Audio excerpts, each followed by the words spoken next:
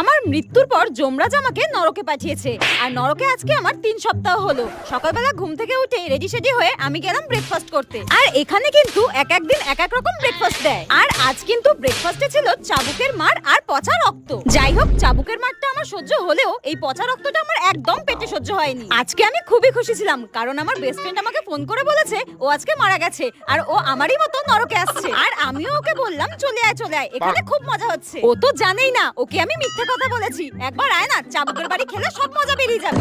আর যেতে যেতে হঠাৎ আমার রিমঝিমের সঙ্গে দেখা। ওর আজকে শাস্তি শেষ হয়ে যাচ্ছে, আর ও আমাকে বলল টাটা, আমি নরক থেকে বিদায় নিচ্ছি। পরের জন্মে আমাকে যমরাজ বলেছে কুকুর বানাবে। আর আমি বললাম কেন, তোকে কুকুর বানাবে কেন, মানুষ বানাবে না? তখন রিমঝিম বলল না না, আমি আর মানুষ হতে চাই না, মানুষের জীবন অনেক কষ্টের, এর থেকে কুকুর হয়ে জন্মানোই ভালো। ঘুমাও, খাওয়া দাও আর পাহারা দাও, আমার তো খুব মজা হচ্ছে, টাটা। তারপর আমি দেখলাম যমরাজ আমার জন্য ফুটন্ত তেল রেখেছে আর আমাকে গরম তেলে ভাজা